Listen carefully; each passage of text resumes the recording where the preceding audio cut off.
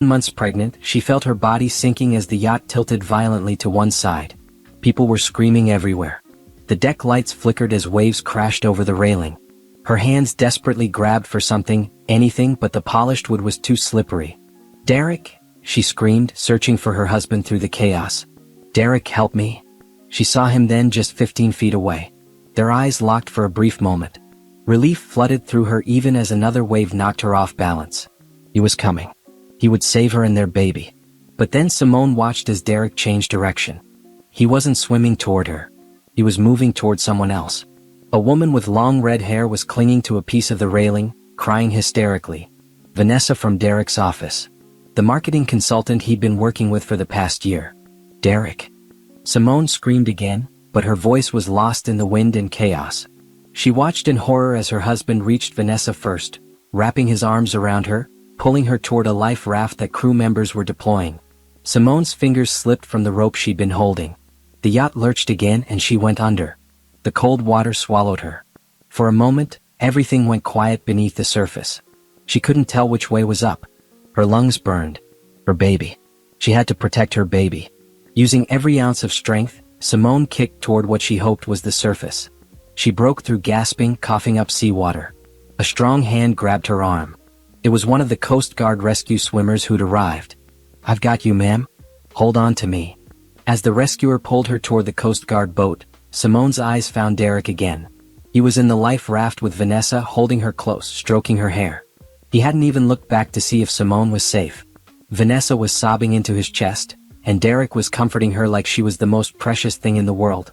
That image burned into Simone's brain as the Coast Guard swimmer lifted her into their boat. "Ma'am, are you injured? How far along are you?"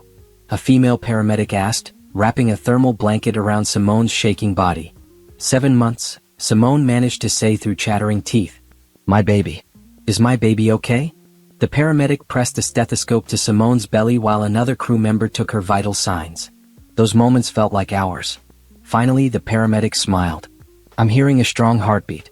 But we need to get you to the hospital right away for a full examination." Simone nodded, unable to speak. Her throat felt tight, but it wasn't from the seawater she'd swallowed. It was from the reality of what she'd just witnessed. Her husband had chosen another woman over his pregnant wife. Over their unborn child. The Coast Guard boat made several more rescues. Simone sat wrapped in the thermal blanket, watching numbly as other passengers were pulled from the water. The yacht had hit something in the dark, maybe a shipping container or debris. It wasn't sinking completely, but the damage was severe enough that everyone had to evacuate. When they brought Derek and Vanessa onto the Coast Guard boat, Derek finally seemed to remember his wife existed. He rushed over to Simone, his face full of concern that made her want to scream. "Simone, thank God you're okay. I was so worried," he said, reaching for her hand. Simone pulled away. She didn't say anything. She just stared at him with eyes that had seen everything. Derek's expression faltered. He knew she'd seen him choose Vanessa. There was guilt written all over his face. "It's not what you think," he started to say, but Simone turned her head away. "Sir, please return to your seat," the Coast Guard crew member said firmly. "We need space to monitor the pregnant passengers." Derek hesitated, then slowly moved back to where Vanessa was sitting. Simone didn't miss how Vanessa's hand immediately found his, or how Derek squeezed it reassuringly before seeming to remember himself and pulling away. The ride to shore felt endless. When they finally docked, ambulances were waiting. Simone was loaded into one immediately. She expected Derek to climb in with her, but when she looked back, she saw him still on the dock, talking urgently to Vanessa. Their heads were close together. He was still comforting her. A paramedic shut the ambulance doors, blocking Simone's view. As the siren started and they pulled away from the dock, Simone placed both hands on her swollen belly. She felt her daughter moving inside her, strong and alive. "We're going to be okay," she whispered to her baby. "I promise you we're going to be just fine." But Simone knew nothing would ever be the same. In those terrifying moments in the water, watching her husband save another woman first, something had broken inside her. Not her spirit though. No, something else had broken. Her illusions. Her trust. Her belief in the man she'd married. What she didn't know yet was that this was just the beginning. The truth about Derek and Vanessa was far worse than a simple affair. And by the time Simone was done uncovering all their secrets, both of them would wish he'd made a different choice on that yacht. But that was for later. Right now, All Simone could think about was the look in Derek's eyes when he changed direction away from her. Away from his pregnant wife and unborn child. Toward Vanessa.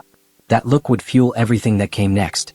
The hospital room was too quiet except for the steady beep of the fetal monitor. Simone lay in the bed, watching the rhythmic spikes on the screen that showed her baby's heartbeat. Strong and steady. The doctors had assured her that despite the trauma, her daughter was perfectly fine. Simone herself had some bruising and was dehydrated, but nothing serious. Nothing physically serious anyway. The door opened and her younger sister Nicole rushed in, her face pale with worry. Simone. Oh my God, I got here as fast as I could. Are you okay? Is the baby okay? Simone managed a small smile. We're both fine. Doctors say everything looks good. Nicole hugged her carefully, mindful of the 4 lines. I saw the news. The yacht accident was everywhere. They're saying a shipping container broke loose from a cargo ship and was floating in the water. The yacht hit it in the dark. That's what they told us, Simone said quietly. Nicole pulled back, studying her sister's face. What's wrong? I mean, besides the obvious. You look different. Simone opened her mouth to answer, but the door opened again. Derek walked in, his clothes still damp, his hair messy. He looked exhausted and stressed, but he rushed to Simone's bedside. Simone, sweetheart, I've been trying to get in here for the past hour. They wouldn't let me up until they finished all your tests. How are you feeling? How's our baby? Simone looked at him. Really looked at him. This man she'd been married to for 5 years. This man whose child she was carrying. This man who had swum past her to save someone else. We're fine, she said, her voice flat. Derek reached for her hand. This time Simone didn't pull away, but she didn't squeeze back either. Her hand lay limp in his. I was terrified, Derek continued, his voice shaking. When I saw you go under the water, I thought, God, Simone, I thought I'd lost you both. But you didn't come for me, Simone said quietly. You went to Vanessa first. Derek's face went pale. Simone, it wasn't like that. She was right there and she was panicking so badly. I just grabbed whoever was closest. I was going to come back for you right away, but then the Coast Guard arrived and... You were holding her, Simone interrupted. In the life raft. You were holding her and stroking her hair like she meant something to you. She was hysterical. I was just trying to calm her down. You're reading too much into this. Derek's voice had an edge of desperation now. Nicole had been standing by the window, but now she stepped forward. Derek, can I talk to you outside for a minute? Derek looked annoyed. Nicole, this isn't really the time. Now, Nicole said firmly. Something in her tone made Derek follow her out into the hallway. Through the small window in the door, Simone watched them talk. She couldn't hear the words, but she saw Derek's face change from annoyed to shocked to angry. He kept shaking his head. Nicole was showing him something on her phone. When they came back in, Derek looked sick. Nicole's face was hard and determined. Tell her, Nicole said. Nicole, please. Tell her or I will. Derek's hands were shaking. He looked at Simone with an expression she'd never seen before. Pure panic mixed with guilt. What's going on? Simone asked, though part of her already knew. Part of her had known for months, maybe longer. She just refused to see it. Nicole held up her phone. When I got the call about the yacht accident, I immediately called Derek. You want to know what he was doing when he answered? He was on another call. With Vanessa. Comforting her, making sure she was okay. He'd called her before he called 911. Before he made sure you were being taken to a hospital. Simone felt something cold settle in her chest. Derek. It's not. She was so upset and I knew you were with the Coast Guard already, so I figured. How long? Simone asked. Her voice was eerily calm. How long what? How long have you been sleeping with her? The silence that followed was answer enough. Derek's face crumbled. Simone, please. Let me explain. How long? She repeated, her voice harder now. About 14 months, he finally admitted, his voice barely above a whisper. 14 months. Simone was 7 months pregnant. Which meant Derek had been having an affair through her entire pregnancy. Through every doctor's appointment, every ultrasound, every moment she'd been growing their child. Get out, Simone said. Simone, please, we need to talk about this. Get out of my room. Now. You're upset and you have every right to be, but if you'll just let me explain. Derek, Nicole said sharply, she told you to leave. So leave. Derek looked between them helplessly. I love you, Simone. I made a terrible mistake, but I love you. We can work through this. Think about our baby. Something in Simone snapped at those words.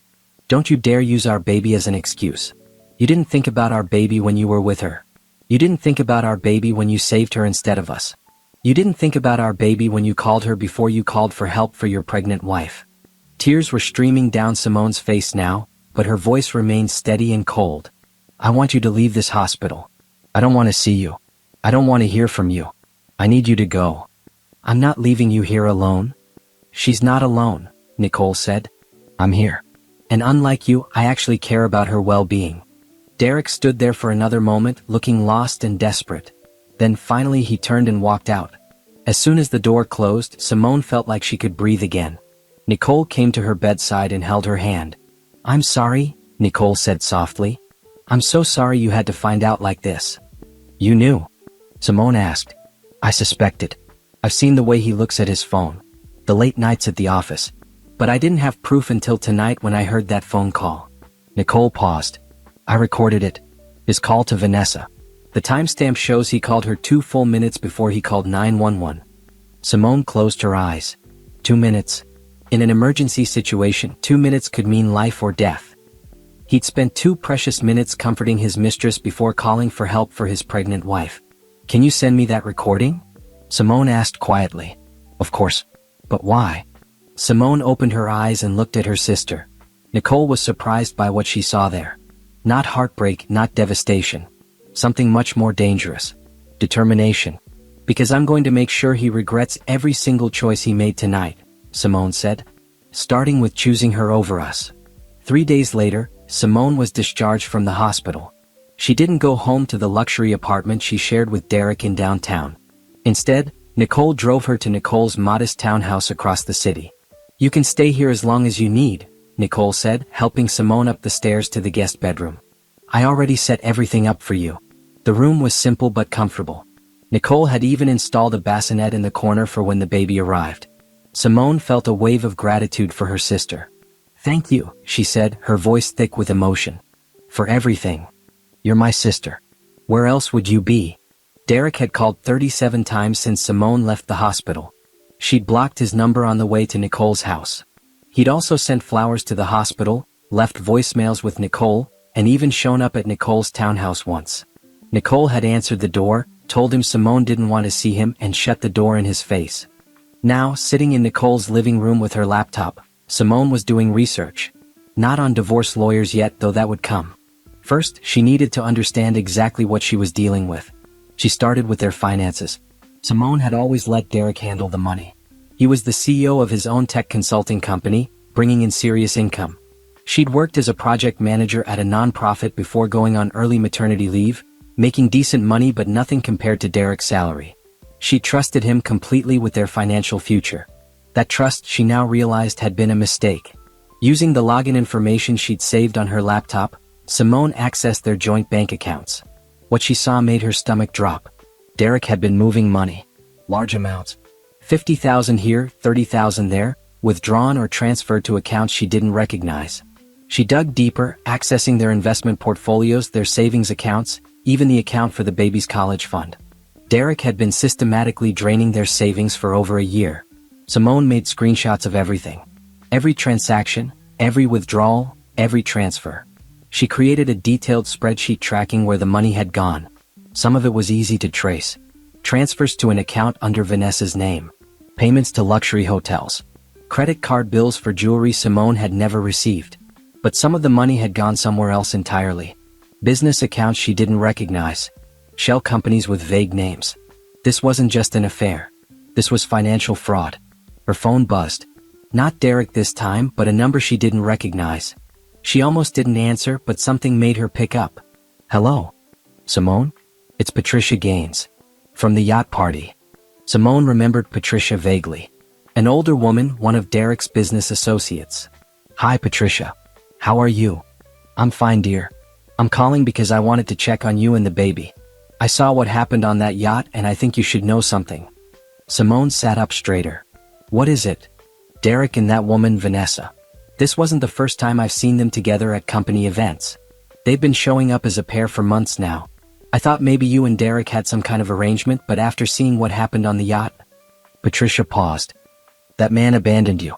His pregnant wife. For his mistress. That's not right. No, Simone agreed quietly.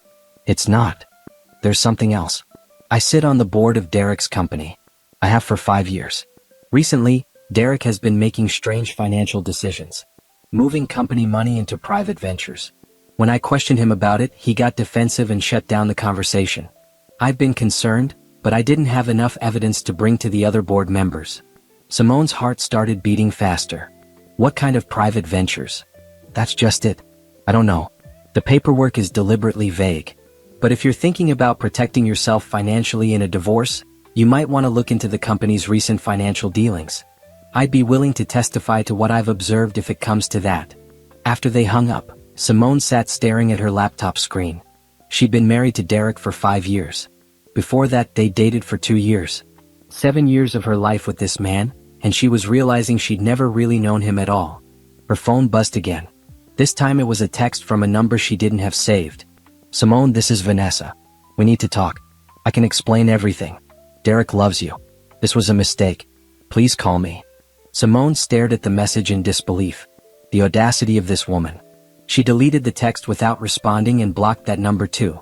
She spent the next week becoming an expert in everything she'd previously ignored. She learned about her rights in a divorce. She learned about her ownership stake in Derek's company, something she'd completely forgotten about. When they'd gotten married, Simone's father had insisted on a prenuptial agreement. Derek had resisted, but her father had been firm.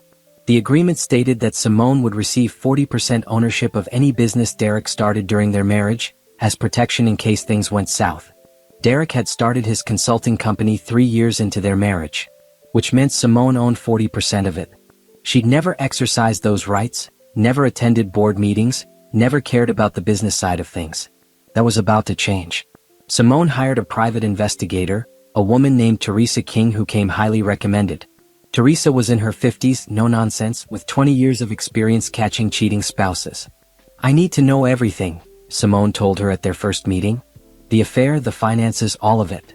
I'll get you everything, Teresa promised. But I have to warn you, sometimes the truth is worse than you expect. I'm ready, Simone said. She wasn't ready.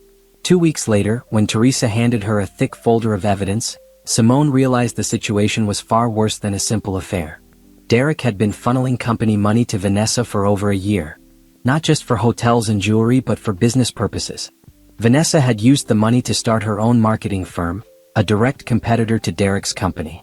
She'd been stealing clients, using proprietary information Derek had given her, undercutting prices because she had essentially free startup capital. Derek wasn't just cheating on Simone. He was committing corporate fraud and embezzlement. And Vanessa was complicit in all of it. The folder also contained photos. Derek and Vanessa at restaurants, hotels, even a weekend trip to the mountains that Derek had claimed was a business conference. The photos made Simone feel sick, but she forced herself to look at every single one. She needed to see the truth clearly. There was one photo that stood out. It was from 3 months ago at a company dinner. Derek's hand was on Vanessa's lower back and they were both laughing. Simone remembered that night. She'd been too tired from pregnancy to attend, so Derek had gone alone. Or so she'd thought. In the photo, Vanessa was wearing a diamond necklace. Simone recognized it. Derek had claimed it was a business expense, a gift for a major client's wife. But there it was around Vanessa's neck. Simone closed the folder and looked at Teresa. This is enough for criminal charges, isn't it? Absolutely, Teresa confirmed. This level of financial fraud? The FBI would be interested. Good, Simone said. Because I want him to face every single consequence of what he's done. That night, alone in Nicole's guest room with her hands on her growing belly, Simone made a promise to her daughter. Your father made choices that hurt us, she whispered. But I'm going to make sure we come out of this stronger than ever. I'm going to make sure you grow up knowing that your mother never backed down, never gave up, and never let anyone treat her as less than she deserved. Her daughter kicked in response and Simone smiled through her tears. The war had begun. And Derek had no idea what was coming. Janet Richardson's law office was in a sleek high-rise building with floor-to-ceiling windows overlooking the city. The attorney herself was a tall black woman in her 40s with silver-streaked hair pulled back in a tight bun. She had a reputation as the toughest divorce lawyer in the state. Mrs. Morrison, Janet said, shaking Simone's hand firmly. I've reviewed the materials you sent over. Please sit down. Simone lowered herself carefully into the leather chair across from Janet's desk. At 8 months pregnant now, every movement was an effort. Janet didn't waste time with pleasantries. You have one of the strongest cases I've seen in my 15 years of practice. Your husband has not only committed adultery, he's committed multiple felonies. The evidence your investigator gathered is comprehensive and damning. So what are my options? Simone asked. Options? Mrs. Morrison, you hold all the cards here. The question isn't what your options are. The question is how hard you want to hit back. Janet laid out the strategy. First, they would file for divorce with full documentation of Derek's infidelity. Second, they would exercise Simone's 40% ownership in Derek's company and call for an emergency board meeting to address the financial irregularities. Third, they would refer the evidence of embezzlement and fraud to federal authorities. He'll lose everything, Janet said bluntly. His marriage, his company, possibly his freedom. Are you prepared for that? Simone thought about the yacht. About watching Derek swim past her and their unborn child to save Vanessa. About the 2 minutes he'd spent comforting his mistress before calling for emergency help. About the 14 months of lies. Yes, she said firmly. I'm prepared. One more thing, Janet continued. Your husband will likely try to negotiate. He'll promise to end the affair, go to therapy, whatever it takes. He'll use the baby as leverage, claim you should stay together for your daughter's sake. Are you prepared for that too? I won't take him back, Simone said. Not for any reason. Good. Because in my experience, men like your husband don't change. They just get better at hiding their behavior.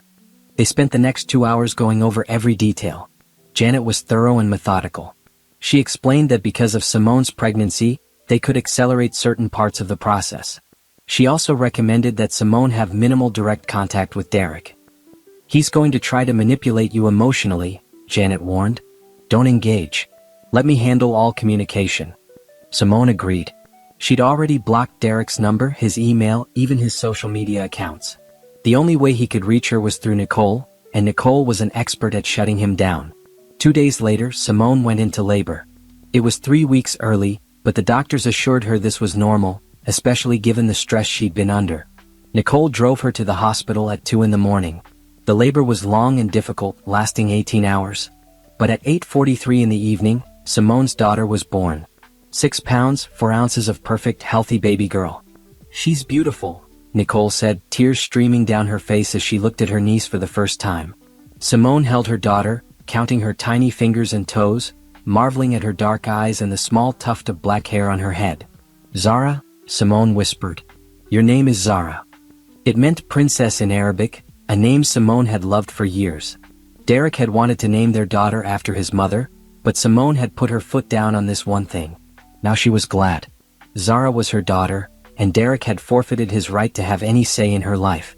Simone waited 3 days before informing Derek about Zara's birth. She had Janet's office send him an official notification along with visiting restrictions. He could visit at the hospital, but only during specific hours and with Nicole present as a supervisor. When Derek showed up, Simone was ready. She'd prepared herself emotionally for this moment. She'd practiced staying calm and detached. He looked terrible. His hair was uncombed, his clothes wrinkled, dark circles under his eyes. He rushed to her bedside, his eyes immediately going to baby Zara sleeping in the bassinet beside her. Oh my God, he breathed. Simone, she's perfect. She's so perfect. Don't touch her, Simone said quietly when Derek reached toward the bassinet. He froze. What? You can look, but don't touch her. Not yet. Simone, she's my daughter too. A woman in a professional suit entered the room. It was Janet's paralegal, Sharon. Mr. Morrison? I'm here to serve you some documents. Derek took the envelope Sharon handed him with shaking hands. What is this? Divorce papers, Simone said calmly. And a temporary restraining order preventing you from coming within 500 feet of me or Zara except during court-approved visitation. Derek's face went white. Simone, no. No, please. We can work this out. I'll do anything. I'll end things with Vanessa, I'll go to counseling, anything you want. Just please don't do this. You should have thought about that before you committed fraud and adultery, Simone said. Her voice was steady, almost emotionless. She'd cried all her tears. Now there was only resolve. I made a mistake. A terrible mistake, but people make mistakes. We have a daughter together. You can't just throw away our marriage. You threw away our marriage the first time you slept with her. You threw it away every day for 14 months when you lied to me. You threw it away when you saved her instead of me and our baby. Simone's voice was still calm, which somehow made her words hit harder. I'm not throwing anything away, Derek. I'm just refusing to hold on to garbage. Please, Derek begged, tears streaming down his face now. Please, Simone. I love you. I love our daughter. Give me a chance to make this right. Sharon stepped forward. Mr. Morrison, there are more documents in that envelope that you need to read. Time-sensitive materials. Derek opened the envelope fully and pulled out the other papers. Simone watched his face as he read. Shock, then confusion, then pure panic. What is this? He whispered. An emergency board meeting? You can't. You don't have the authority. I own 40% of your company, Simone said. The prenup my father insisted on, remember? The one you complained about but signed anyway? I've been a silent partner all these years, but that's changing. The board meeting is tomorrow at 10 a.m. I suggest you prepare a good explanation for where all that company money went. Simone, if this goes public, the company will be destroyed. Everything we built. Everything you built on lies and stolen money, Simone interrupted. Nicole, I'm tired. Please escort Mr. Morrison out. Nicole stood from her chair in the corner. You heard her. Time to go. Derek looked between them desperately. Simone, I'm begging you. Think about what this will do to Zara. She deserves to have her father in her life. She deserves to have a father who isn't a criminal, Simone said. Whether you end up being that man or not is entirely up to the choices you made. Not the choices I'm making now. 2 security guards appeared at the door, called by Sharon. Derek realized he had no choice but to leave. As the guards escorted him out, he looked back one more time. I'll fix this, he said. Somehow, I'll fix this and prove to you that I can be the man you deserve. After he was gone, Simone let out a long breath. Her hands were shaking slightly, but she felt strong. She felt powerful in a way she never had before.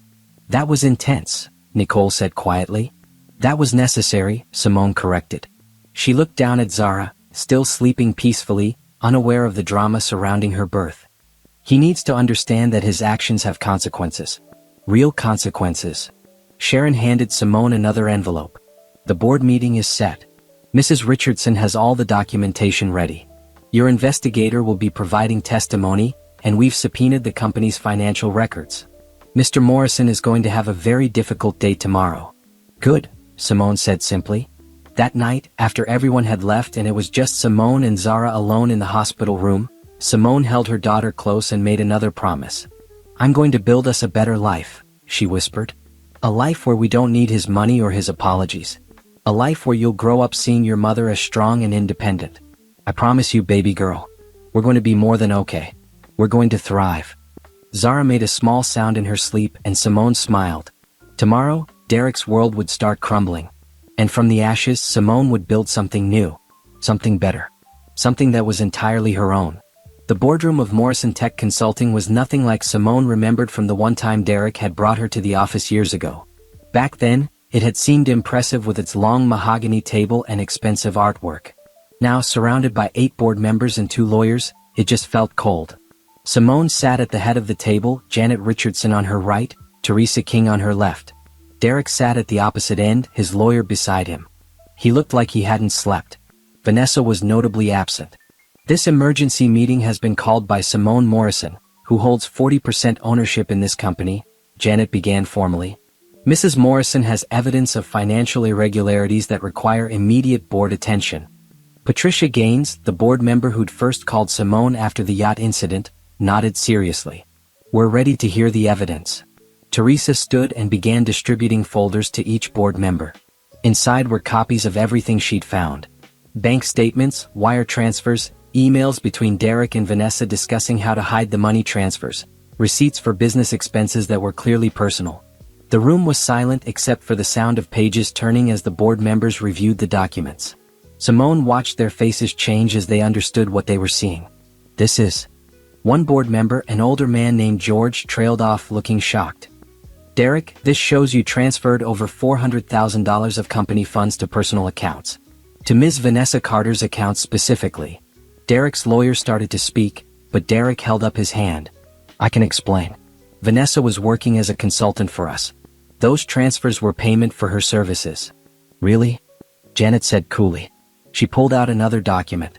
Because according to this contract signed by you, Mr. Morrison, Ms. Carter's consulting fee was $25,000 total. Not $400,000.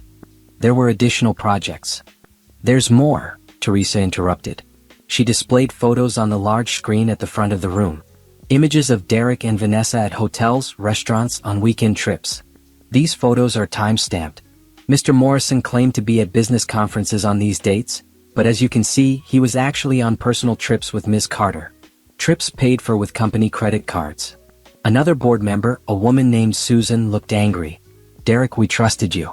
We invested in this company because we believed in your leadership. And you've been embezzling funds for an affair. It's not embezzling, Derek said desperately. I was planning to pay it all back. Vanessa needed startup capital for a venture that would have benefited our company. She started a competing firm, Patricia cut in. Using our proprietary client information. Using our business strategies. And you helped her do it. The room erupted in angry voices. Derek's lawyer tried to calm things down, but the board members were beyond listening to excuses. Finally, George stood up. I've heard enough. I motion for an immediate vote to remove Derek Morrison as CEO pending a full criminal investigation into these financial irregularities. Seconded, Patricia said immediately. All in favor? George asked. Every hand went up except Derek's. The motion passes unanimously, George declared. Derek, effective immediately, you are no longer CEO of Morrison Tech Consulting. You're also suspended from the board pending investigation. Please surrender your company laptop, phone, and key card. Derek looked like he'd been punched. You can't do this. I built this company from nothing. You built it with investor money, Susan said coldly. Money that you then stole. Security will escort you out. As if on cue, 2 security guards entered the boardroom. Derek stood slowly, looking around at the faces of people who'd once respected him. His eyes landed on Simone. This is what you wanted? He asked, his voice breaking. To destroy me? No, Simone said quietly. This is what you did to yourself. I'm just making sure everyone else knows the truth. After Derek was escorted out, the board members turned their attention to the future of the company. We need an interim CEO, George said. Someone who can stabilize things while we sort out this mess. I'd like to nominate Patricia, Susan said. She's been warning us about irregularities for months. She has the experience and the trust of our clients. Patricia was voted in as interim CEO within minutes. Then they turned to Simone.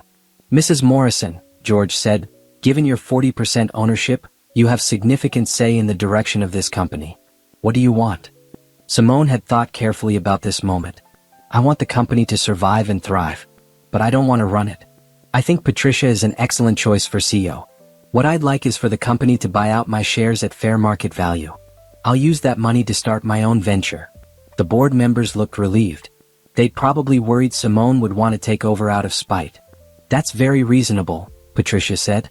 We'll have the company valued and make you a fair offer within the week. There's one more thing, Simone added. I want it made clear that I'm reporting Derek's financial crimes to the appropriate authorities. I'm not doing this to hurt the company, but he needs to face legal consequences. We understand, George said. In fact, as board members, we're legally obligated to report this as well once we've confirmed the fraud. Which, based on this evidence, we have. The meeting concluded quickly after that. As Simone gathered her things, Patricia approached her. Thank you for bringing this to our attention, Patricia said.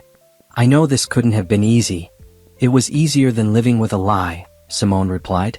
Walking out of the building with Janet and Teresa, Simone felt lighter than she had in months. Derek's career was over. His reputation was destroyed. And she was about to become a very wealthy woman with complete independence. Her phone buzzed. It was Nicole sending a photo of baby Zara sleeping peacefully.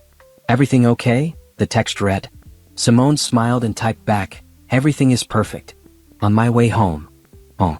Nicole's townhouse wasn't much, but it was home right now. Soon, Simone would have enough money to buy her own place. To build the life she wanted for herself and Zara. That evening, the news broke. Tech CEO ousted in embezzlement scandal, read the headline. Derek's photo was everywhere, along with details of his affair and financial crimes. The story spread quickly through social media. By morning it would be national news. Simone didn't watch the coverage. She didn't need to. Instead, she sat in the nursery Nicole had set up, holding Zara and singing softly to her. Your mama is fierce, she told her daughter. And you're going to be fierce too. We don't let people walk over us. We stand up for ourselves. Remember that. Zara yawned and snuggled closer. Outside, Derek's world was crumbling. Inside this small room, Simone's new world was just beginning to bloom. 3 weeks after the board meeting, FBI agents showed up at Derek's apartment. Simone heard about it from Janet, who'd been informed by the federal prosecutor assigned to the case. They've charged him with wire fraud, embezzlement and securities fraud, Janet explained over the phone. Vanessa Carter has been charged as well. They're both looking at serious prison time if convicted. Simone was feeding Zara when she got the news. She felt a mixture of satisfaction and sadness. Satisfaction that justice was being served, but sadness that it had come to this. The man she'd married, the father of her child, was now facing federal charges. What happens next? Simone asked. There'll be a bail hearing. They'll likely make bail but with restrictions. Then months of legal proceedings before trial. The prosecutor wants to meet with you as a witness. I'll do whatever they need. That night, Derek tried to call. He'd apparently gotten a new phone number after Simone blocked his old one. She didn't answer, but he left a voicemail. Simone, please. I know I messed up, but this has gone too far. The FBI? Criminal charges? I could go to prison for years. Our daughter will grow up without a father. Is that what you want? Simone deleted the voicemail without listening to the rest. He still didn't get it. This wasn't about what she wanted. This was about consequences for his actions. The next attempt at contact came from an unexpected source. Vanessa sent a letter to Nicole's address. How she'd found the address, Simone didn't know, but the letter was waiting in the mailbox when Nicole got home from work. Nicole brought it to Simone with disgust on her face. This woman has some nerve. The letter was handwritten on expensive stationery. Dear Simone, I know you probably hate me and you have every right to. What happened between Derek and me was wrong. I own that. But what's happening now has gone beyond just punishing us for an affair. Derek is facing prison time. His entire life is being destroyed. And while I understand your anger, I'm asking you to think about your daughter. Does Zara deserve to grow up without her father? Does she deserve to have a convicted felon as a dad? I'm not asking you to forgive me or Derek. I'm asking you to show mercy. Talk to the prosecutor. Tell them you don't want to press charges. Let Derek and me face civil penalties, pay back the money, but please don't let this go to criminal trial. I know I have no right to ask this of you, but I'm begging anyway. Not for Derek and not for me, but for Zara. Vanessa. Simone read the letter twice, then handed it to Nicole. Can you believe this? Nicole said after reading it. She's using Zara to try to manipulate you. After everything she did, after sleeping with your husband for over a year, after helping him commit fraud, she has the audacity to lecture you about what's best for your daughter. She's desperate, Simone said calmly. They're both desperate. You're not going to respond, are you? No. There's nothing to say. They committed crimes. The legal system is handling it. My feelings don't change that. But Derek's attempts didn't stop. He started sending letters too, long rambling things full of apologies and explanations. He claimed he'd been stressed about the business and made bad decisions. He claimed Vanessa had manipulated him. He claimed he'd never stopped loving Simone. Simone didn't read past the first paragraph of any of them. She filed them all away in a folder Janet had given her, evidence of his continued attempts to contact her despite the restraining order. The bail hearing happened without Simone's presence. Both Derek and Vanessa were released on bail with electronic monitoring and strict travel restrictions. The judge set trial dates for 6 months out. During this time, Simone's life was moving forward in ways she'd never imagined. The company buyout of her shares was finalized. She received $3 million, more money than she'd ever dreamed of having. With that money, she bought a small house in a good neighborhood, set up a college fund for Zara, and invested the rest carefully. She also started working on her own business plan. During all her research into Derek's fraud, Simone had become somewhat of an expert on corporate financial crime. She'd learned how easy it was for executives to hide illegal activity, how many red flags went unnoticed by boards and investors. So Simone decided to start a consulting firm that specialized in corporate ethics and fraud prevention. She would help companies set up systems to prevent the kind of financial crimes Derek had committed. She would train board members to spot warning signs. She would be a voice for transparency and accountability. Nicole thought it was brilliant. You're turning your worst experience into something that helps others. That's powerful. Janet connected Simone with some of her other clients who ran successful businesses.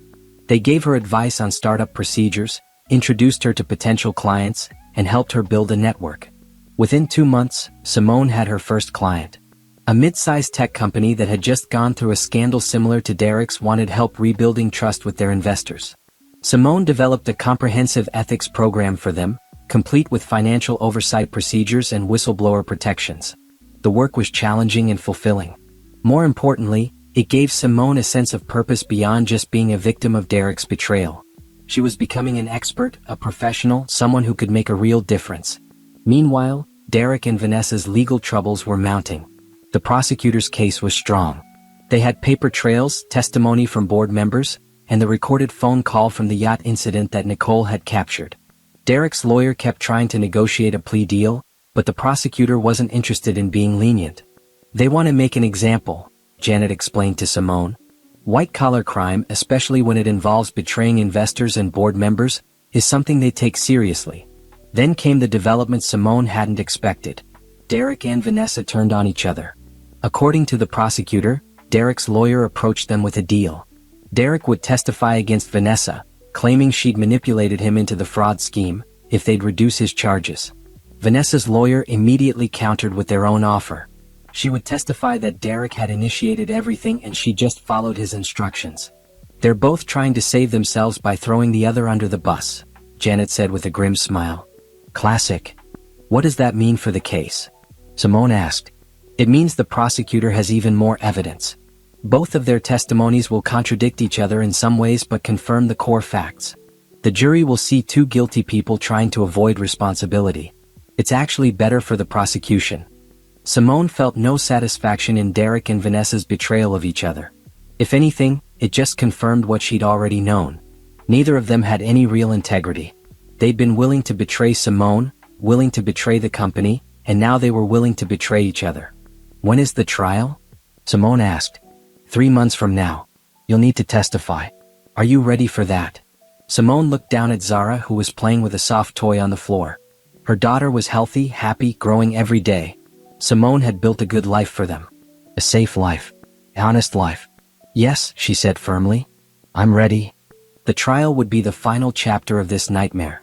And Simone intended to face it with the same strength she'd shown throughout this entire ordeal. Derek had made his choices. Vanessa had made hers. Now they would both face the consequences. And Simone? She would keep moving forward, building her business, raising her daughter, and proving every day that she was stronger than the worst thing that had ever happened to her. 6 months after Zara's birth, Simone stood in front of a room full of corporate executives, presenting her fraud prevention program. She'd come a long way from the woman who'd nearly drowned while her husband saved another woman. "The key to preventing financial fraud," Simone explained, clicking to the next slide, "is creating a culture where ethics matter more than profits. Where whistleblowers are protected, not punished. Where oversight isn't just a formality." The executives were listening intently. This was her 5th major client presentation in 2 months. Word was spreading about Simone Morrison, the woman who'd uncovered massive fraud in her own husband's company and turned that experience into a thriving consulting business. After the presentation, the CEO approached her. "That was excellent. We'd like to bring you on for a 6-month engagement. Our board has been concerned about our financial controls since we went public." Simone shook his hand. "I'd be happy to work with you. My assistant will send over the contract details." Her assistant. Simone still smiled when she thought about that.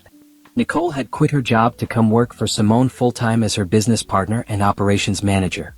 Together, they built Morrison Ethics Consulting from a one-woman operation into a firm with 3 employees and a growing client roster. The business had a small office now, nothing fancy but professional and welcoming. Simone had hired a part-time accountant and a junior consultant to help with the workload. She was making more money than she ever had before, doing work that actually mattered. But the best part wasn't the money or the success. It was the control. Every decision was hers. Every client she chose aligned with her values. Every day she woke up knowing she'd built something real, something honest, something that couldn't be taken away by someone else's betrayal. Meanwhile, Derek's trial was approaching.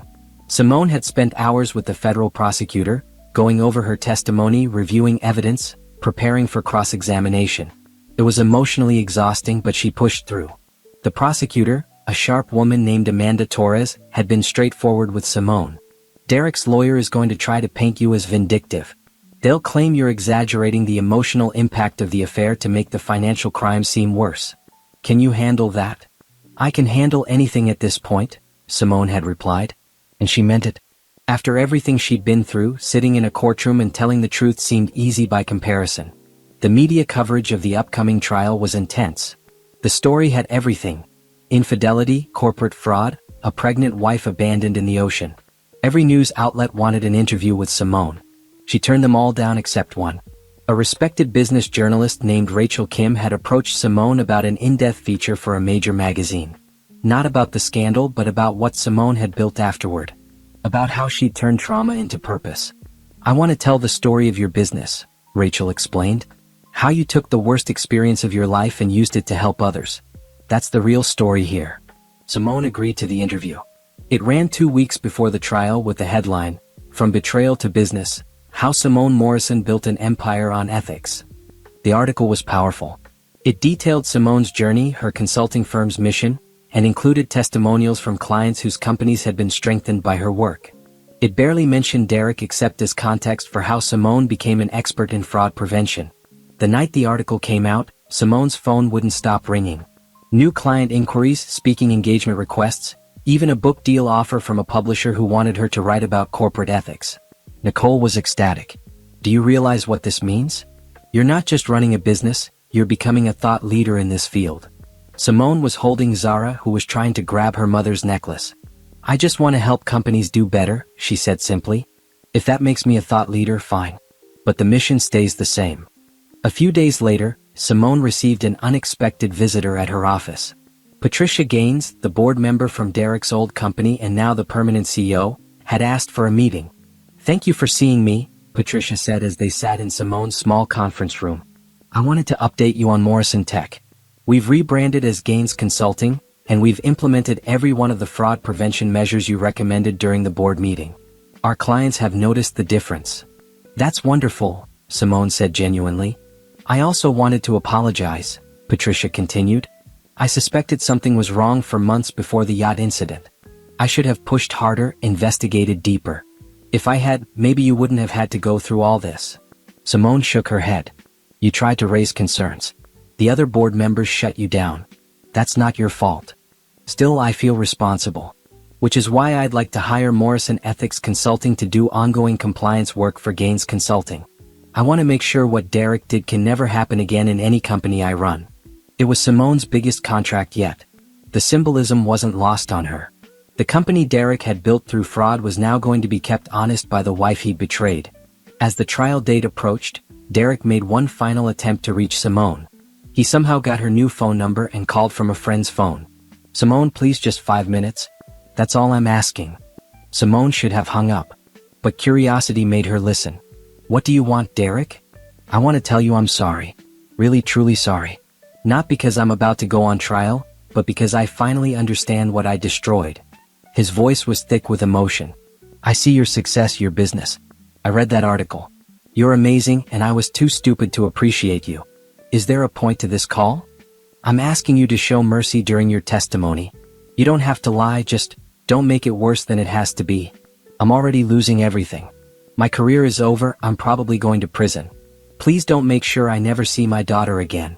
Simone was quiet for a moment. Then she said, "Derek, everything that's happening to you is a direct result of choices you made. Not choices I made. You chose to have an affair. You chose to commit fraud. You chose to save Vanessa instead of me and Zara. Those were your choices, and these are the consequences. So you're going to destroy me? No. You already destroyed yourself. I'm just refusing to help you rebuild on more lies." She hung up before he could respond. That night, Simone had dinner with Nicole and Zara. Her daughter was sitting in a high chair now, making a mess with mashed sweet potatoes but laughing and babbling happily. "Are you nervous about the trial?" Nicole asked. "No," Simone said honestly. "I'm ready. I'm ready to tell the truth, watch justice happen, and then move on with my life." "You've come so far," Nicole said softly. "I'm so proud of you." Simone looked around her house. The one she'd bought with money she'd earned. The home she'd made for her daughter. Every piece of furniture, every decoration, every toy was something she'd chosen and paid for herself. This was her life now. Not the life she'd planned when she married Derek, but something better. Something real. Something built on truth instead of lies, on strength instead of dependence. The trial would come. Derek and Vanessa would face their judgment. But Simone had already won the only battle that mattered. She'd reclaimed herself. And nothing Derek did or didn't do in that courtroom could take that away. The courthouse was surrounded by media vans. The trial of Derek Morrison and Vanessa Carter had become a national sensation. Cameras followed every participant as they entered the building. Simone arrived in a dark blue suit, her hair pulled back professionally, walking with confidence despite the chaos around her. Inside, the courtroom was packed. Reporters filled the gallery, along with former employees of Derek's company, curious onlookers and legal students studying the case. Derek sat at the defense table with his lawyer, looking thin and tired. Vanessa sat at a separate table with her own attorney. They'd been granted separate trials, but Vanessa's was scheduled right after Derek's. Simone sat in the witness waiting room, going over her notes one final time. Amanda Torres, the federal prosecutor, sat with her. "Remember," Amanda said, "just tell the truth. Derek's lawyer, Mr. Phillips, is going to try to rattle you. He'll suggest you're exaggerating, that you're bitter about the affair. Don't engage with the emotion. Stick to facts." "I understand. Your testimony about the yacht incident is crucial. It establishes a pattern of Derek prioritizing Vanessa over you, which supports our argument that the financial crimes were motivated by his relationship with her." When Simone was finally called to testify, the courtroom fell silent. She walked to the witness stand, was sworn in, and sat down. Her eyes briefly met Derek's. He looked away first. Amanda began with straightforward questions. Simone stated her name, her relationship to Derek, the timeline of their marriage. "Mrs. Morrison, can you describe the events of the evening of the yacht party?" Simone took a breath and began. She described the party, the yacht hitting debris, the chaos as it started taking on water. Then she described the moment that had changed everything. "I was in the water holding onto a rope. I was 7 months pregnant. I called out to Derek for help. He was approximately 15 feet away from me. He looked directly at me. What happened next?" "He turned and swam in the opposite direction, toward Vanessa Carter, who was also in the water. He reached her first, helped her into a life raft, and stayed with her. I continued struggling in the water until a Coast Guard rescue swimmer pulled me out." The courtroom erupted in whispers. The judge called for order. "Did your husband check on you after you were rescued?" Amanda asked. "Not immediately. He was in the life raft with Miss Carter, holding her. My sister later informed me that before calling 911, Derek called Miss Carter to make sure she was okay. This call occurred 2 minutes before he called for emergency services for me." Amanda introduced the recording of Derek's call to Vanessa as evidence. The jury listened to Derek's panicked voice saying, "Vanessa, are you okay? Thank God. Listen, stay calm. I'm coming for you." Then they heard the timestamp and the 911 call that came 2 minutes later. "At this time, did you know your husband was having an affair with Miss Carter?" Amanda asked. "No. I discovered the affair later at the hospital when my sister revealed evidence she'd gathered." Amanda walked Simone through the discovery of the financial fraud, the evidence she'd compiled, the board meeting. Every answer was clear, factual, unemotional. Then it was Mr. Phillips' turn for cross-examination. Derek's lawyer stood up, his expression sympathetic but firm. "Mrs. Morrison, I'm sorry for what you've been through. Truly. But I need to ask you some difficult questions. I understand. You're testifying that my client saved Miss Carter first during a chaotic, traumatic emergency. Isn't it possible that in the confusion Mr. Morrison simply grabbed whoever was closest? That there was no deliberate choice involved?" "No," Simone said calmly. "He looked directly at me. Our eyes met. Then he deliberately swam in the opposite direction." "But you admit the situation was chaotic?" "Chaotic, yes. But I saw what I saw. The Coast Guard report confirms the distances and positions of everyone involved. Derek was closer to me than to Vanessa." Mr. Phillips tried a different angle. "You discovered your husband's affair and immediately hired investigators, lawyers, and began building a case against him. Isn't it true that you were motivated by revenge rather than justice?" "No. You weren't angry?" "I was devastated. But my motivation wasn't revenge. It was protecting myself and my daughter, and ensuring that Derek faced appropriate consequences for his actions. Consequences that include destroying his career and sending him to prison?" Amanda stood. "Objection. The witness didn't destroy the defendant's career. His own criminal actions did that." "Sustained," the judge said. Mr. Phillips continued. "Mrs. Morrison, You profited significantly from this situation, didn't you? You sold your shares in your husband's company for $3 million. You started a consulting business that has received significant media attention. Some might say you've built a career on your husband's downfall. Simone met his eyes steadily. I built a career on expertise I gained while investigating fraud. The fact that the fraud was committed by my husband is unfortunate, but it doesn't change the validity of the work I do now. And yes, I sold shares that were legally mine according to our prenuptial agreement. That's not profit from his downfall. That's claiming what was always rightfully mine. No further questions. Amanda had a few redirect questions, then Simone was excused. As she left the witness stand, she felt Derek's eyes on her but didn't look back. Over the next 2 weeks, the prosecution presented a mountain of evidence. Bank records, emails, testimony from board members, forensic accountants explaining how Derek had hidden the transfers. The case was overwhelming. Derek's defense tried to argue that the money was always intended as loans to Vanessa for legitimate business purposes, that he'd planned to pay it back, that there was no criminal intent. But the evidence showed otherwise.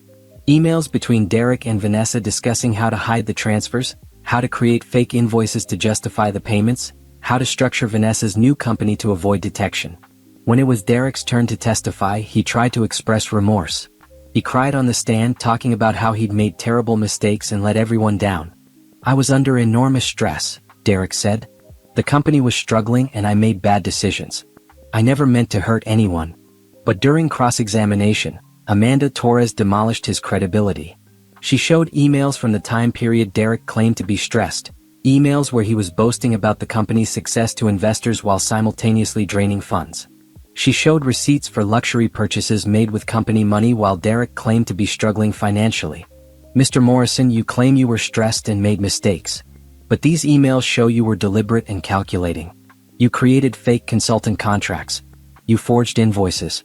You lied to your board, your investors, and your wife. Those aren't mistakes. Those are crimes. Derek had no good answer. The jury deliberated for only 6 hours. They returned with guilty verdicts on all counts: wire fraud, embezzlement, securities fraud. Simone wasn't in the courtroom when the verdict was read. She was at her office in a meeting with a new client. Nicole texted her, "Guilty on all counts." Simone excused herself briefly, read the message, and felt a wave of relief wash over her. It was done. Justice had been served. When she returned to the conference room, she was able to focus fully on her client presentation. Because that's what her life was about now. Not Derek, not the trial, but the work she was building. The future she was creating. Sentencing would come later. Vanessa's trial would proceed. But for Simone, the important part was over. She'd told the truth and the truth had prevailed. That evening, she held Zara close and sang her favorite lullaby. Her daughter was getting big now, almost a year old, starting to walk and say simple words. "Mama," Zara said, patting Simone's face with her small hand. "That's right, baby. Mama's here. Mama's always going to be here." Outside, news vans were probably still at the courthouse. Derek was probably meeting with his lawyer to discuss appeals. Vanessa was probably preparing for her own trial. But in this small house, in this quiet moment, none of that mattered. What mattered was Simone and Zara, the life they were building together, and the strength they'd found in each other. Justice had been served. And now, Simone could truly move forward. 2 years after Derek's conviction, Simone stood on stage at a major business conference, addressing an audience of over 2,000 executives, board members, and investors. "Corporate fraud doesn't happen in a vacuum," she said, her voice confident and clear. "It happens when we prioritize short-term gains over long-term integrity. When we reward results without questioning methods. When we ignore red flags because acknowledging them would be inconvenient." The audience was rapt. Simone had become one of the most sought-after speakers in corporate America. Her consulting firm, Morrison Ethics Consulting, now employed 15 people and had clients across multiple industries. She'd published a book titled The Cost of Compromise, Building Ethical Businesses in a Profit-Driven World, that had become required reading in business schools nationwide. After the speech, dozens of people lined up to talk to her. CEOs wanting to hire her firm. Students asking for career advice. Journalists requesting interviews. Simone handled each interaction with grace and professionalism. Her assistant, a smart recent college graduate named Brianna, helped manage the crowd. "You have another speaking engagement in Boston next week, then the board meeting for the Ethics Commission on Wednesday. Simone had been appointed to a national corporate ethics commission by the government, advising on regulations and best practices. It was a prestigious position that came with significant influence. She was helping shape policies that would affect companies nationwide.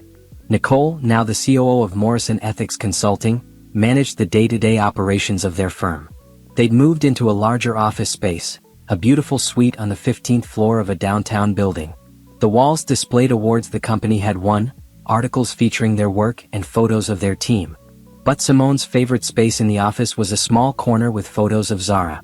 Her daughter was now a happy, energetic 3-year-old attending an excellent preschool. Zara had Simone's smile and fierce independence. Derek had been sentenced to 8 years in federal prison. Vanessa got 6 years after her own trial. Both had been released early for good behavior, Derek after serving 4 years, Vanessa after 3. During his time in prison, Derek had written Simone countless letters. She'd saved them all but never read most of them. When Derek was released, he tried to contact her again. But Simone had been firm. Through her lawyer, she'd arranged for supervised visitation with Zara. Derek could see his daughter twice a month at a supervised facility. He paid child support, not much given he was working as a clerk at a hardware store, but he paid what he could. Simone had never spoken to him directly since the trial. She communicated only through lawyers and the visitation supervisor. She didn't hate Derek anymore. She felt nothing toward him. He was simply Zara's biological father, nothing more. Vanessa had disappeared after her release. Rumor had it she'd moved to another state, changed her name, and was trying to rebuild her life far from the scandal. Simone had no interest in tracking her down or knowing what became of her. One afternoon, Simone was reviewing quarterly reports when Brianna knocked on her office door. "There's someone here to see you. He doesn't have an appointment, but he says it's important. His name is Derek Morrison." Simone's stomach tightened. Derek had shown up at her office building. Security should have stopped him, but he'd apparently talked his way up. "Call security," Simone said calmly. "Have him escorted out. He said he just needs 5 minutes. He looks, I don't know, desperate." Simone considered. She could have him removed. She had every right to. But part of her wanted to face him one final time on her terms in her space of power. "Tell security to wait outside my office door. Send him in. But only for 5 minutes." Derek entered looking like a shadow of the man she'd married. His suit was cheap and ill-fitting. His hair was graying at the temples. His face was lined with stress and regret. He looked old, defeated. "Thank you for seeing me," he said quietly. "You have 5 minutes." Derek looked around the office, taking in the success surrounding him. The awards, the professional photos, the view of the city. "You've done amazing things. I knew you were capable of great things, but this is beyond what I imagined." For minutes, "I came to apologize. I know I've said it before in letters, but I needed to say it in person. I destroyed our marriage. I destroyed our family. I destroyed your trust. And I'm sorry. Genuinely, deeply sorry." Simone looked at him impassively. "Is that all? I also wanted to thank you for letting me see Zara. I know you didn't have to do that. You could have cut me out of her life completely. But you've been fair about visitation, and I'm grateful. Zara deserves to know her father, even if her father made terrible choices. I'm not doing it for you. I'm doing it for her. I understand." Derek's eyes were wet with tears. "She's beautiful. She looks like you. Smart like you too. Last visit, she told me about her preschool and all the things she's learning. She's incredible." 2 minutes. Derek took a breath. "I've been going to therapy. Trying to understand why I did what I did. Trying to become a better person. I know it doesn't change anything, but I wanted you to know I'm working on myself. I'm glad you're getting help. But Derek, I need you to understand something. Nothing you do now will change what happened. No amount of therapy or apologies will erase the choices you made. You saved Vanessa instead of me and our baby. You committed fraud. You lied for over a year. Those are facts that will always be true. I know. What happened to you, your career, your reputation, your freedom, those were consequences of your own actions. Not my revenge. I simply refuse to help you avoid those consequences. I know that too now. It took prison, therapy, and a lot of time, but I finally understand. You didn't destroy me. I destroyed myself." Simone stood up, signaling the conversation was over. "Your 5 minutes are up." Derek stood as well. "Can I ask one more thing?" "What? Are you happy?" "I mean genuinely happy, not just successful." Simone thought about her life. About Zara's laugh when Simone picked her up from school. About the satisfaction of helping a company implement better ethics practices. About the peace she felt in her home, free from lies and betrayal. About Nicole's friendship and partnership. About the future she was building every day. "Yes," she said simply. "I'm happy." Derek nodded, a sad smile on his face. "Good. You deserve happiness. You always did. I was just too stupid to appreciate that." Simone walked to her office door and opened it. 2 security guards stood outside. "Mr. Morrison is leaving now. Please escort him out and note that he's not permitted in this building again without an appointment." As Derek left, he looked back one more time. "For what it's worth, I'm proud of you. Of everything you've built." Simone didn't respond. She just closed the door. That evening, after Zara was asleep, Simone sat on her back porch with a glass of wine, looking at the stars. Her phone buzzed with messages, client inquiries, speaking requests, a message from Nicole about their expansion plans into international markets. This was her life now.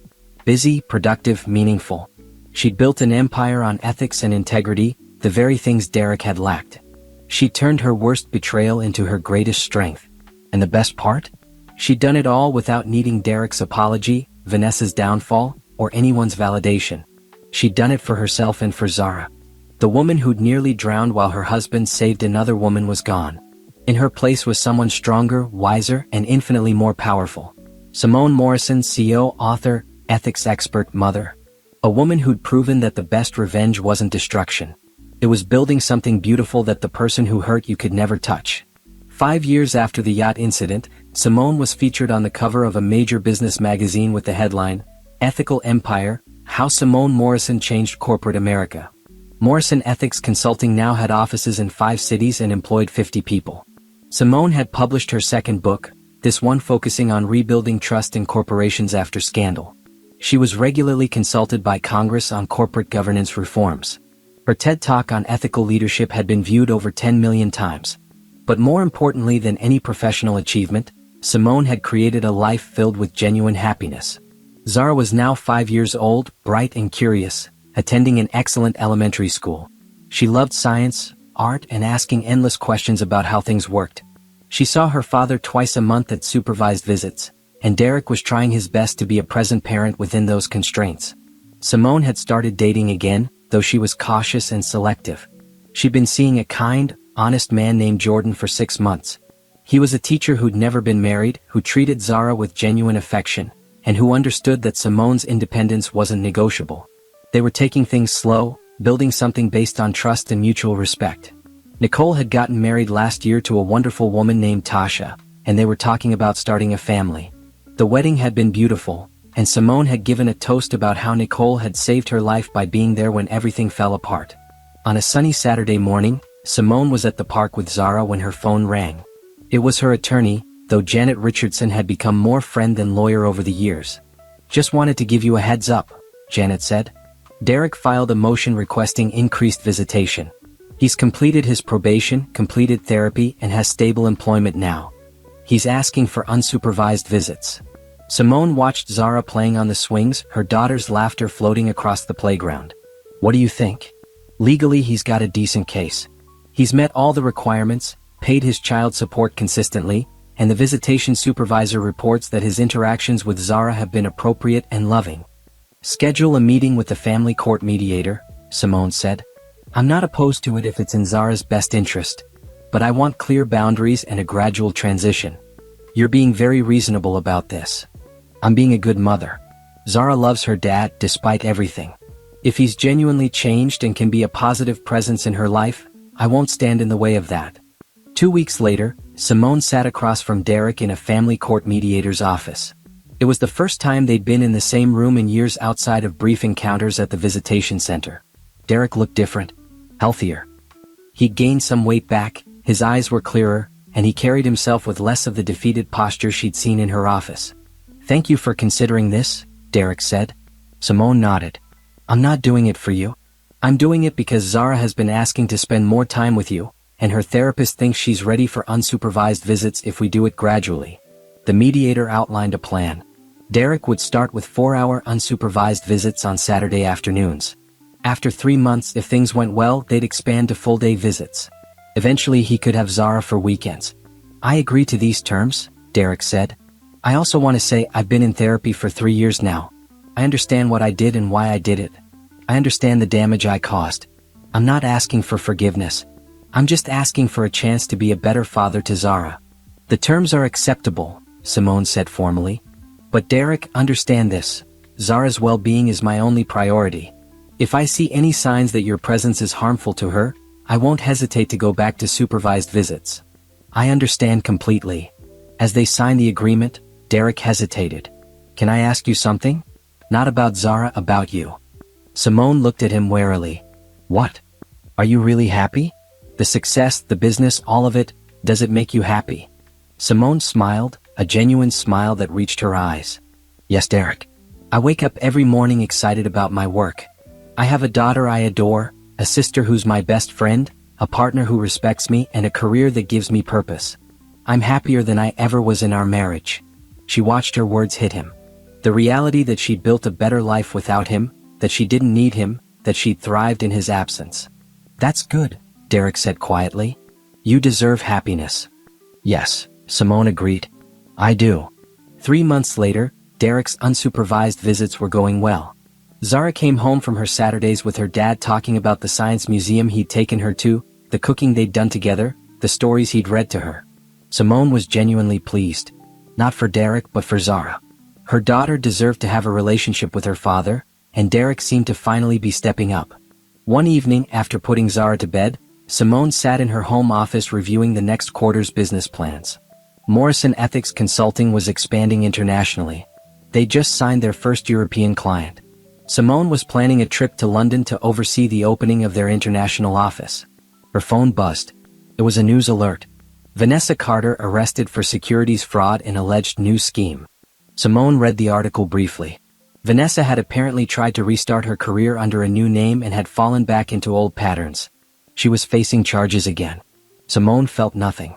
No satisfaction, no sympathy, just indifference. Vanessa's choices were her own, and Simone had no space in her life to care about them. She closed the article and returned to her business plans.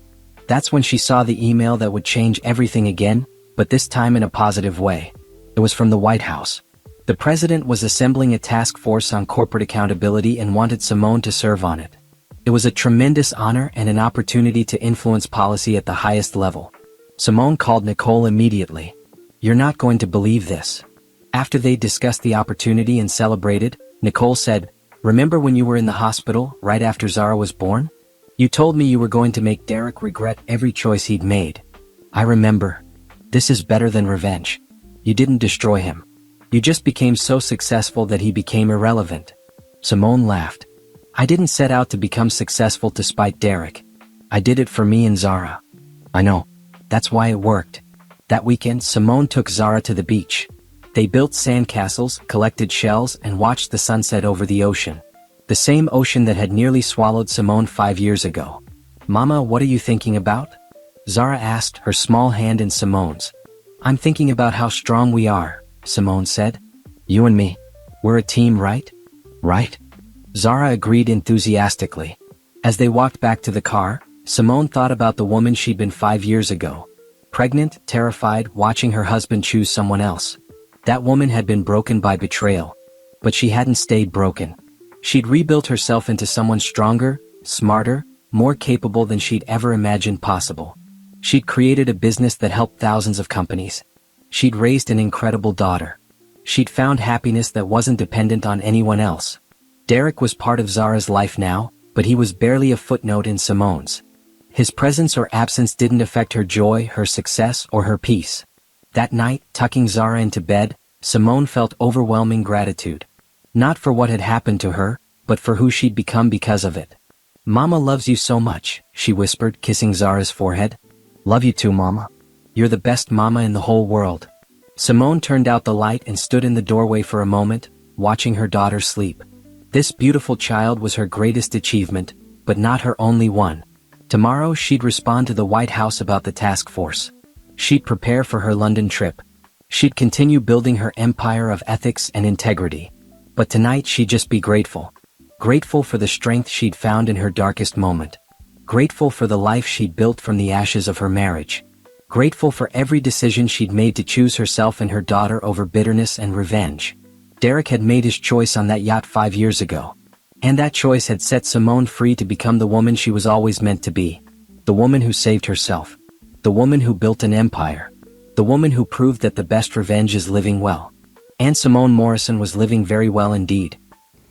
As we come to the end of today's story, I want you to sit with us for just a moment.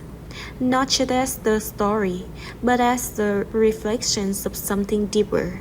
Because what you just witnessed isn't only about one woman's journey. It's about a truth that echoes far beyond this screen. It's about resilience that refuses to break, even when the world demands silence. It's about strength that isn't always loud, but always present, steady, unshaken, and undeniable. Stories that carry weight, stories that remind us that even in the face of injustice, betrayal, poverty, or pain, there is something within these women that cannot be erased. A fire, a voice, a power that rises, no matter how many times it's pushed down. And maybe as you watch this story unfold, you saw more than just a character. Maybe you saw pieces of real life. Maybe you saw struggle that felt familiar. Maybe you saw courage that reminded you of someone or even yourself. Because these stories, while fictional, are rooted in something very real. They are inspired by lived experiences, by untold histories, by voices that deserve to be heard louder and clearer than ever before. Black women have always carried strength in ways the world often overlooks. They've turned pain into purpose. They've turned silence into resistance. They've turned survival into something powerful, something transformative. And that's why this story exists. Not just to entertain but to honor. Not just to tell but to remind. Not just to show struggle but to celebrate the rise. Every scar you see in these stories represents something survived. Every tear represents something endured. And every victory, no matter how small, represents something deeply, profoundly powerful. So if today's story moved you, if it made you feel something, if it stayed with you even after the screen fades to black, then it has done exactly what it was meant to do. And I want to invite you to be part of this journey because there are so many more stories to tell, so many voices to amplify, so many moments of truth, pain, courage, and triumph that deserves to be seen and heard. If you believe in stories that carry meaning, if you believe in strength that rises against odds, if you believe in truth, in resilience, and in the unstoppable spirit of Black women, then this is your space too.